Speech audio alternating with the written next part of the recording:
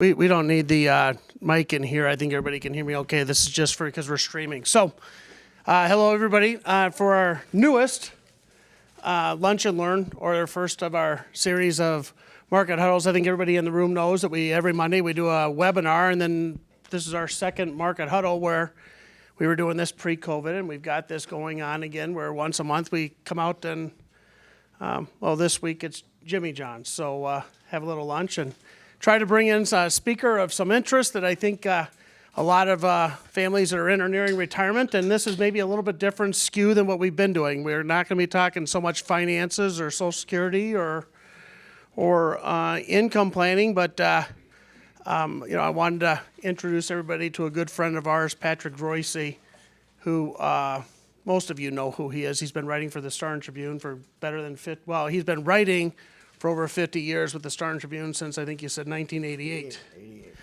Before that, with St. Paul, let him talk about his history. I don't think there's much that most of us don't know about, or at least be familiar with Patrick. So I think it's going to be a little bit different than what we've been doing. It's probably Patrick will talk a little bit about what his thoughts are, and then I think it's going to be a lot of Q&A. So for anybody that is streaming this, we're also live streaming. I think we had about 30 or 40 families or 40 folks that registered. Who knows how many actually show, but we got several folks that are streaming online.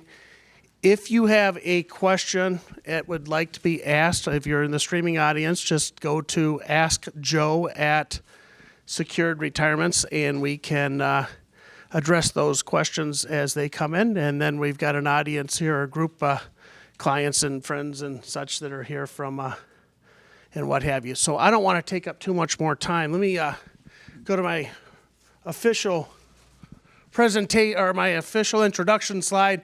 As I said, Patrick Reusse has been writing with the Star Tribune sports for over 50 years, since 1988 with the Star Tribune. He's a radio host and doing some podcasting going back 40 years to 1980.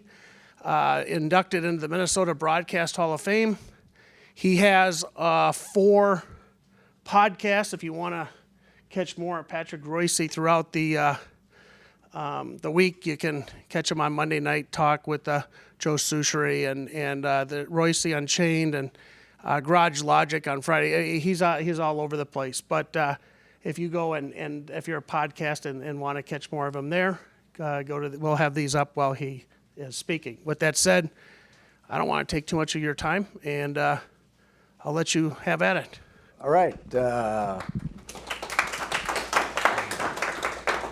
Well, it was a long haul, but I finally became the senior columnist at the Star Tribune when Sid agreed to die at age 100 last October. As I always said, he's the only guy who died at 100, and it surprised us.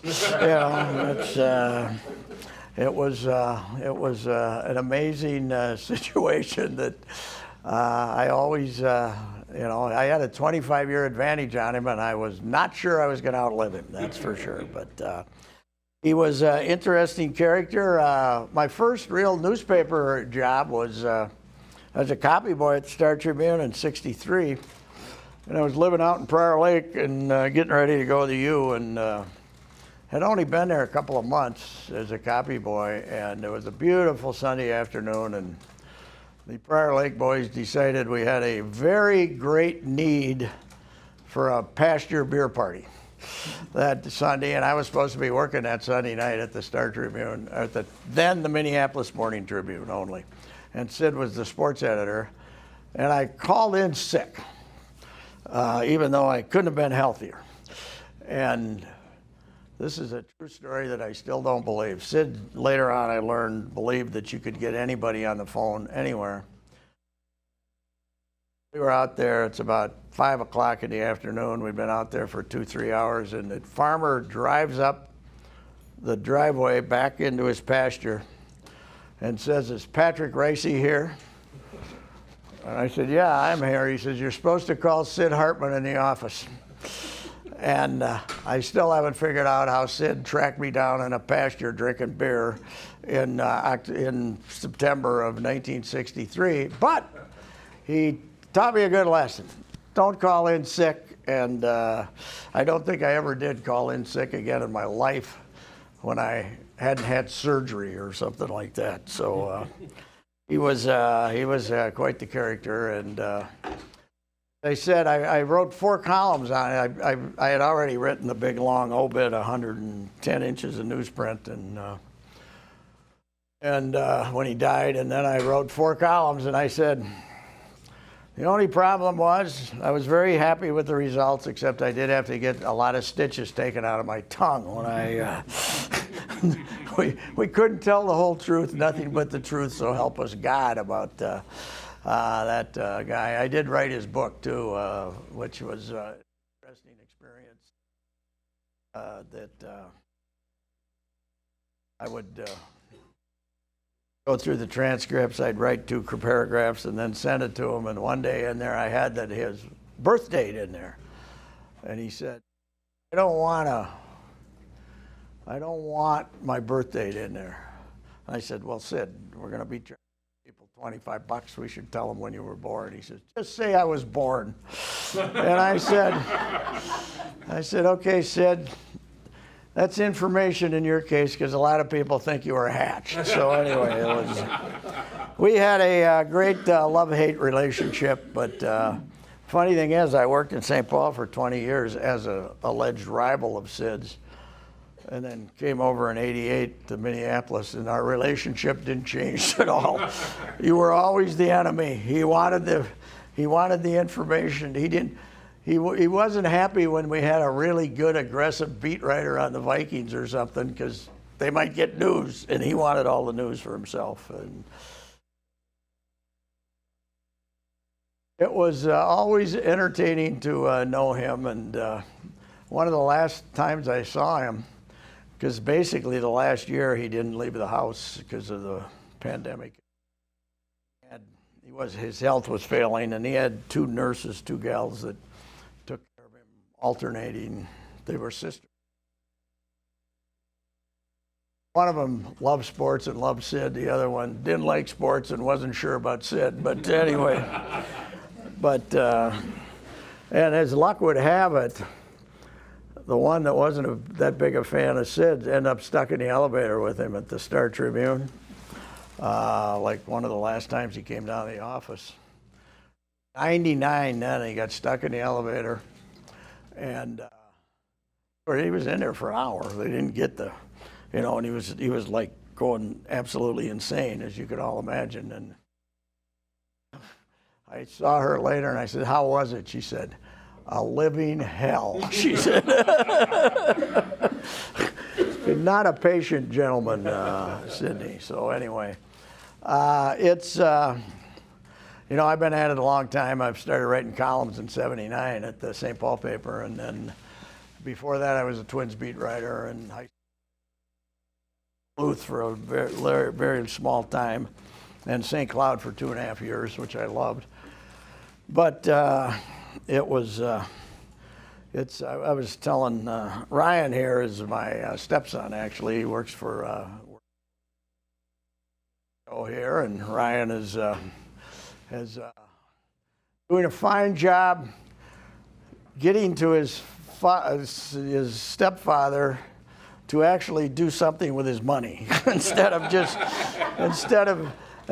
just say, "I got enough for this week," okay, which has basically been my whole modus operandi. Is okay, well, we can write out a check and it's not going to bounce. That was good enough for me. So, but 19, as I said, all those years, I'm kind of happy that we'd all like to be younger, right? But I'm kind of happy that the bulk of my newspapering career, which is my love, done in the time of access, because the last 5, even that wasn't even the Zoom era and the pandemic era. It's the last 4, 5, 6 years.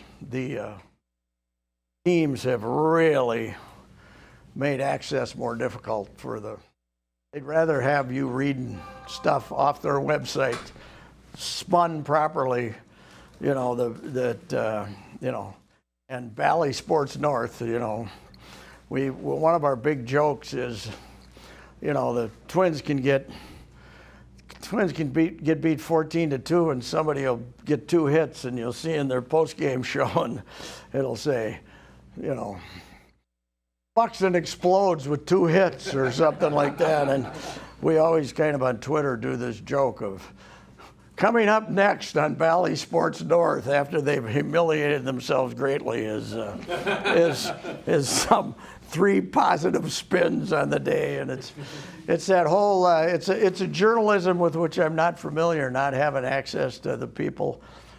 For instance, I was thinking about this coming over today. Clem Haskins' teams in '89 and '90, Willie Burton and Richard Coffey and all those guys, they're still buddies of mine. You used to talk to them in the hotel lobby, you know, and you'd go to practice and watch practice. And then even the '97 team where, you know, Richard, Bobby Jackson and all those guys, we had complete access to these guys after games. Now you get 2 guys standing and sitting at a podium in the front and with 14 people trying to talk to him, and neither of them wanting to say anything because the other guy's sitting next to him. And then you get a coach like Patino who limits the access, and it is not the fun and games it used to be as far as getting to talk to people, getting to, you know, sit down with a guy for 25 minutes and write a column and stuff like that. So it's a harder era. But one thing I discovered when sports was shut down and you really had to go scrounging for stuff to write about, there's 10,000 columns out there in Minnesota that I never got to because you'd go to a ball game, right, and talk to. But there's the 2-3 last years of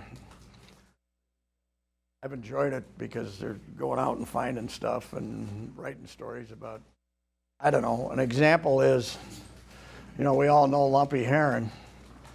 Well, he wasn't the original Lumpy in Wayzata. His buddy was Lumpy. So and the guy died at 41 with triplets. But I wrote that column about, like, the real Lumpy. You know, that was something that I never would have gotten to if I would have just been going to ball games and stuff. And there's a lot of examples like that. So it's been interesting.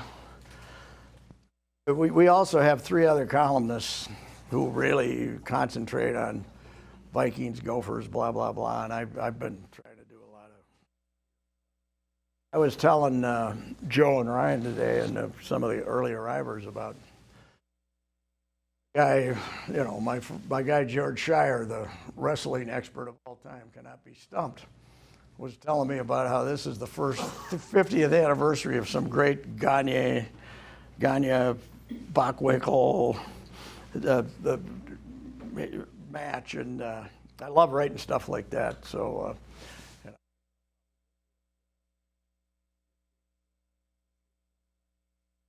50th anniversary of the death of Hercules Cortez driving himself back from Winnipeg and stuff like that. So anyway, I'll take any questions about what I think of the Vikings. I think the Vikings are a lot of fun, especially when Zim gets the red ass. I love it. And I always pray, because I'm worried about me. You know, I'm not worried about the Vikings, not worried about the Viking fans. When fans tell me I really love the Vikings, I always say that's because you've never met them. But this crew's not as bad because we don't get that kind of access. But in the old days, they were tough, man. But you know, this Zim and his field goal kickers are just my favorite thing. I love missed field goals with Zim because it drives him insane. He had the best kicker in the NFL, and he cut him after 2 games because he screwed up a game in Green Bay. And now he spent 3 more years looking for a kicker because this kid, who they drafted, what, 3rd round, something like that? They drafted him high. Carlson, he's out in Oakland. I mean, he's making 50-yarders and routinely, and Zim's still looking for a field goal kicker. But Zim's the last of a generation for us as writers, though, because the next guy that they get is going to be one of these 40-year-old positive spinning, you know, cross between Rocco Baldelli and PJ Fleck, you know, kind of guy. Zim's the last crusty SOB we're going to have a chance to cover, and we should appreciate it because there aren't going to be many of them. Not going to be many of them after this because the whole thing is, you know, I love Rocco as a guy. Doc Rock, I call him, because can't wait to rush out to the field and take somebody off there if they, you know, they squeak a toenail. He's got the, if it's a Hispanic guy, he's got the interpreter coming with him, the trainer coming with him, and everybody else, getting them off the field. Louis Arise, every time he slides into second base, Doc Rock wants to rush out there and get him off the field. And that whole never tell the truth about how terrible your team is era, that's what we're going to have with the Vikings next. Because Zim will still tell us how terrible his team was, and he'll be missed when he's gone, which will be after this year if he doesn't win a playoff game. But anyway, teams are always trying to put the positive spin on it, and except the Timberwolves, they know it's hopeless. They don't try to put a positive spin on it because they know how ludicrous it would sound. You know? They have the links for that. Huh? They have the links for the positive spin. Yes, the ref screwed us. Yeah, that's, she's a serial whiner, but you know, she's might have a fairly good team again. That whole thing last week about they lost 2 games on the road on Tuesday, she told us how rotten her team was. And then on Thursday, when they lost again, they got robbed by the referees, and they shouldn't have lost either game. And she drives me nuts, but I don't have that much to do with her. So. Should we go ahead and open it up for some questions? I think that's probably now. If you're streaming, you can feel free to email us at askjoe@securedretirements.com, and we'll do that. I'm going to ask if you have a question that we grab the mic because that's the only way that those that are streaming can hear that question. So the last one happened to be around the links. But anyways, Here we go. Here, go ahead, Chris. Just for fun, what do you think artificial turf did for the games, the outdoor games? I think it's a wonderful thing for high schools and even colleges up in this area. You know, I mean, the high schools that can afford one, and I think it's great. You know, it won us 2 World Series in the Metrodome. We can't complain too much, can we? We would have never won anything if it wasn't for artificial turf in the dome. But I think the artificial turf is the stuff that they had in originally, which was thin carpet placed over rock-hard surfaces. I think that was terrible. But I think the turf they have now is pretty good. It doesn't seem like they rip up knees on it like they or give to it. And I think it's I don't think it's as bad as it used to be, you know. What is interesting is I was talking about which guy wrote a column to agitate by Wisconsin's poor stepchildren, basically, redheaded stepchildren. And but I was it's funny because they are sure that they have a better football stadium than us with Lambeau Field instead of this edifice we have. And yet they love their dome for Milwaukee, right, for the Brewers, and think they're far superior than Target Field. So I was trying to figure this out, but I was talking to Tom Oates, who's a friend of mine who wrote columns in Madison for years, and he said, here's the difference. You're going to go to Lambeau Field whether it's snowing or not, right? I mean, you got your shrine, so you don't get rained out. But in baseball, Wisconsin, much more than us, you know, 3.5 million of our 5.7 million people live in this area. Decide whether they're going to go to a game or not. Hour before the game. But in Wisconsin, they have all these Janesville and all these mid-sized towns where they get their fans from. Milwaukee's only got 1.2 6 million of their 5.9 million people.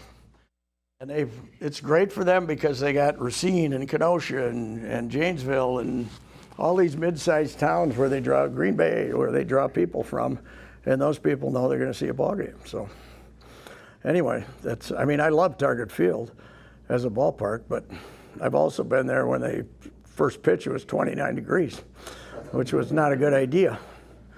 So I don't know, maybe they got us figured out on you know what else they have that we don't have? Tailgate.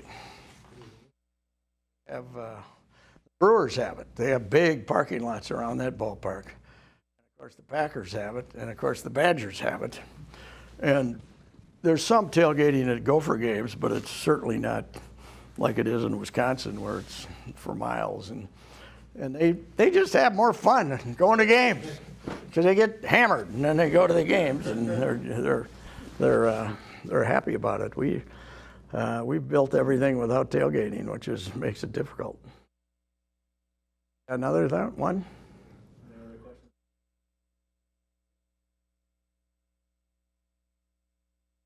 What was your name, young lady? Chris. Chris, thanks for the question. I know Jerry Burns recently passed away, and he was quite a character.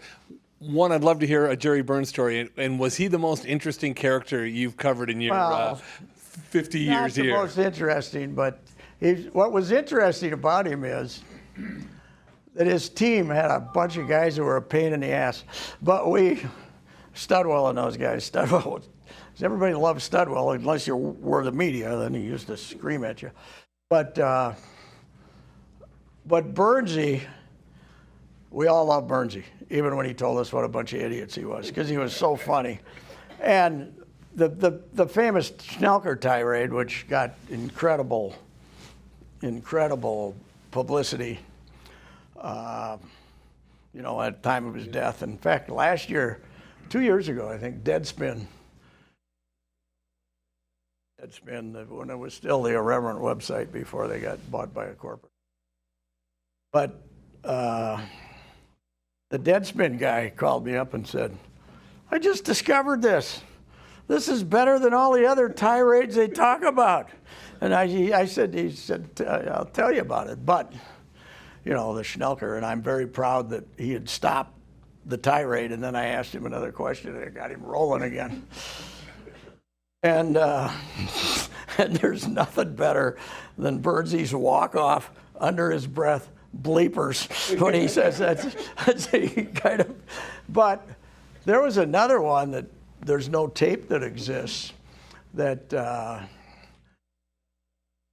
just as good. There used to be this little room at Winter Park that was their excuse for a formal median room with a toilet right here, which was really good if somebody was in there using it while you're interviewing people. But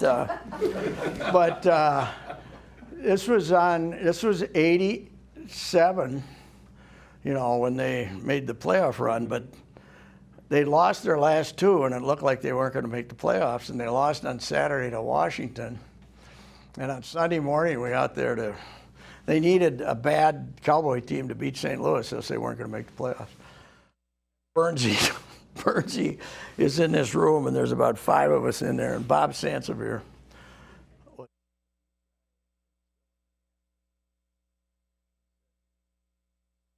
said that your team doesn't have a killer instinct. It appears your team doesn't have a killer instinct.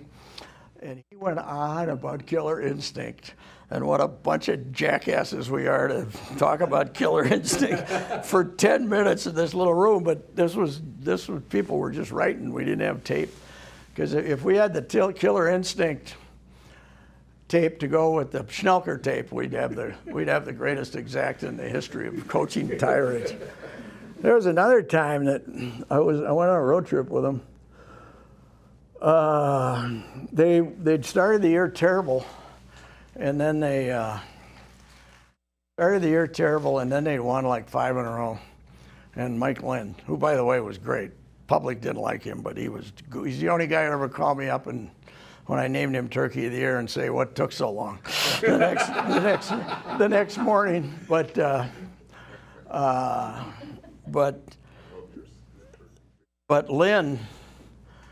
Lynn got all excited, and they were going to play in Tampa, so he had them go down and work out in Orlando for 3 days, 4 days before.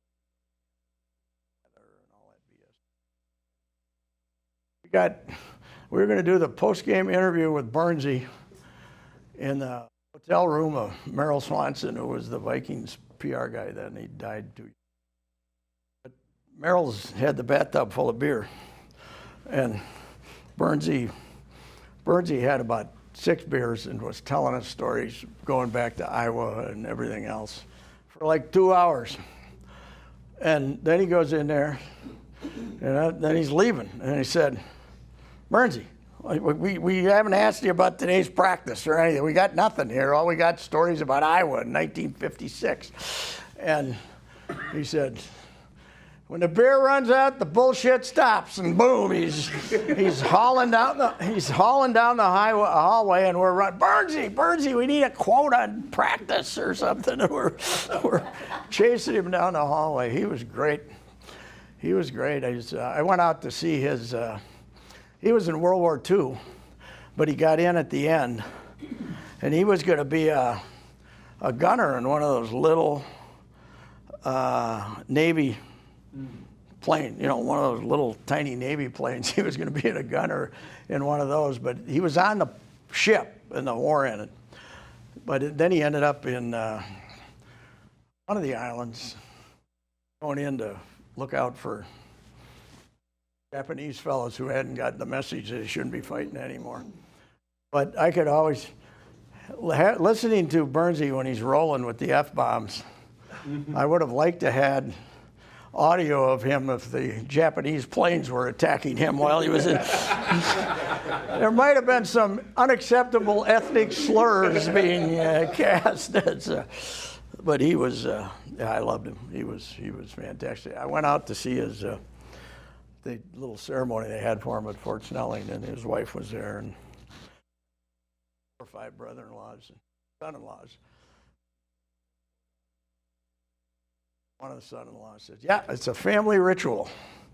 When a kid gets to be 15, we play the Schnelker tape for him," he said, and say, "This is your grandfather."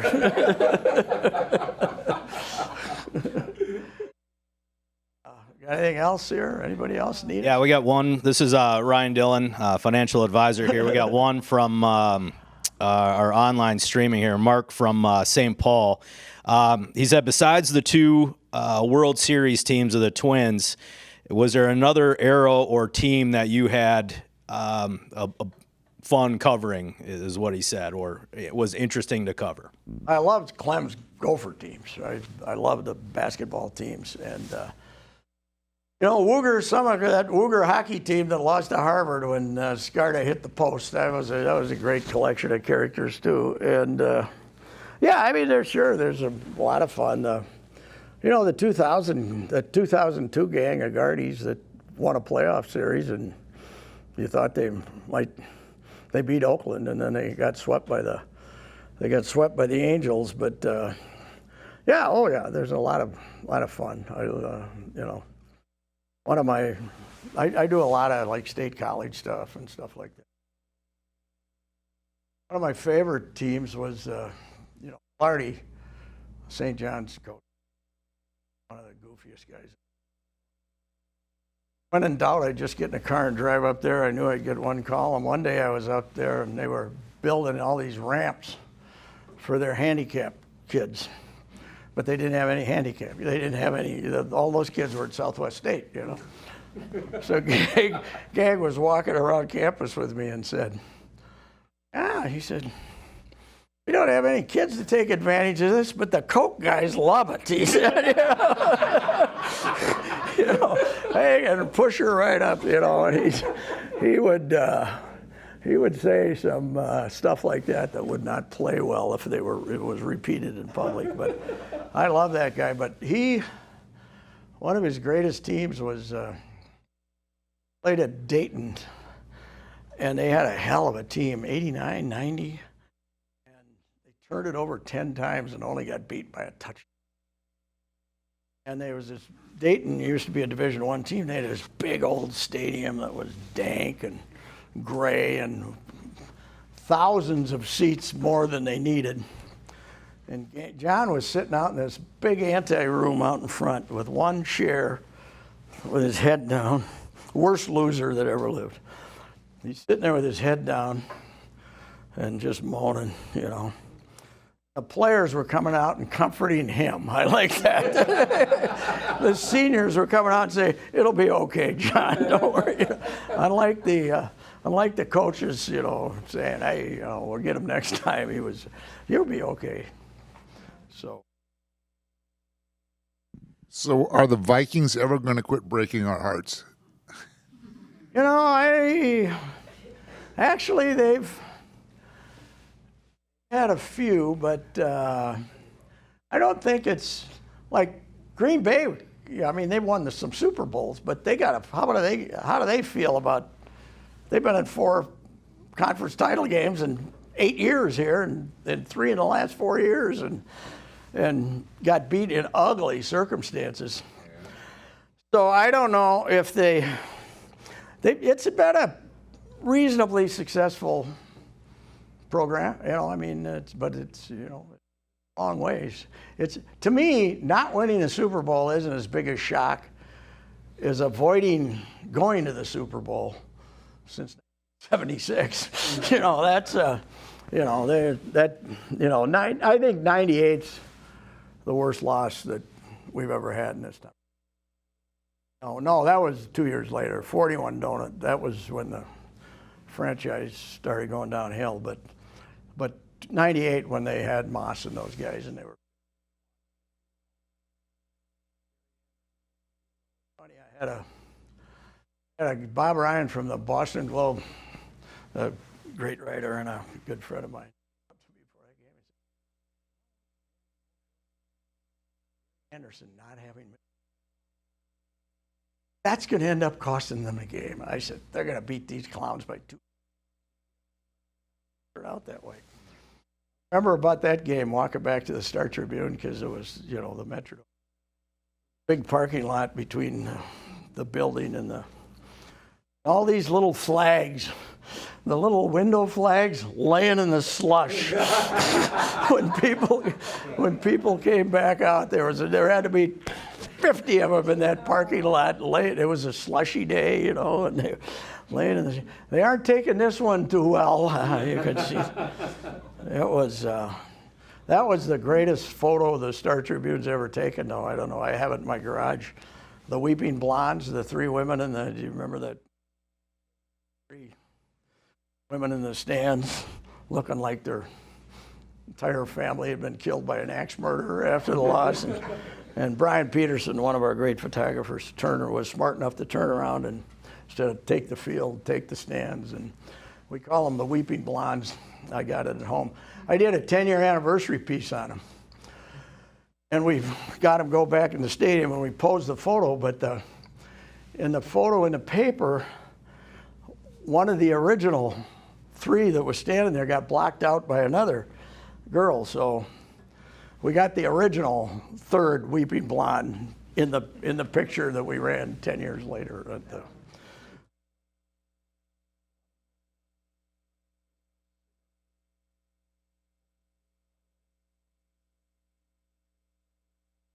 Yeah, that was the worst of them all, don't you think? I think so. And he was going to go to the Super Bowl and tell America what a bunch of racist sports writers he had covering them. So I used to like to poke fun of him rather than really rip him, though. But it was quite a relationship once the Star Tribune came up with the story about his sexual harassment. Things were ugly, man. Things were ugly. Well, we'll go ahead and conclude for this week. I know that you've got to run off here in about 5 or 10 minutes, but we'll try to do Suchi. We'll probably try to keep you around for a few more minutes, but he does have to leave here in just a few to do a podcast with Suchere. But first of all, thank you, Patrick. That was awesome. All right. Thanks for having me. Let us know what you think of this. This is a little bit different than more of our traditional lunch and learn about finances and what have you. But, prior to COVID, we had done one or two around some gardening and things like that. So we're hoping to kind of bring in some of that kind of thing too, so that it's not just about finance, it's about what we're retiring to. And obviously sports is a big piece of that. So I want to take this opportunity to talk about a couple different things we have coming up. The big one is that we are bringing back our large, we're going to bring Ed Slott. He's America's #1 IRA expert. September 30th, you're going to want to make sure that you circle this. Everybody that's here today, we're going to make sure you walk away with a copy of Ed's book. And if you're streaming with us, if you just email the Ask Joe at, we'll make sure that we get you a copy of it that way too. But we're real excited. This is Ed Slott has been a personal mentor of mine for going over a dozen years. And I think it's going to be a real good discussion around where taxes are at, what to be thinking about with your retirement accounts, what to be thinking around with taxes. And we're going to be doing it at the DoubleTree. Last couple times we've done this, we've had over 200 families. Who knows what we've got room to fit supposedly 400 to 500 socially distanced even. So we're hoping to kind of, if you have friends or family or anybody else you think would be interested in learning more about the retirement accounts and taxation on them, it's going to be a great evening. We're going to start it up at, doors will open at like 6 and we'll start the presentation at 7. Give me a little leniency on the exact timing of that. Wrap everything up by 8 or so. So we're real excited to have that. So that's going to be at the DoubleTree on 394 and Highway 100 there. So that's on September 30th. It's a Thursday night? Yes. Thursday night. So, there it is. Disappointed that nobody asked me about my close personal relationship with PJ Fleck, but I'll see you later. We'll get PJ Fleck in next time. Talk about full of beans. We'll see. I got to run. Thank you. Thank you. Yep. Next Market Huddle, August 30th, we're going to bring in Tony Shink with Minneapolis Portfolio Management Group. Many of you are familiar with his portfolios. We've had him on once a quarter or so, fairly regularly, so he'll be giving us an update. September 27th is the next face-to-face or the opportunity to come out to the office and join us in the classroom. We'll also stream it like we've been doing today. And that's going to be with Lauren Fink. And I know that Jack here is familiar with Lauren Fink. She is an elder planning attorney. You know what she's specializes in is helping elders or families that have got. She's doing a very good job for you.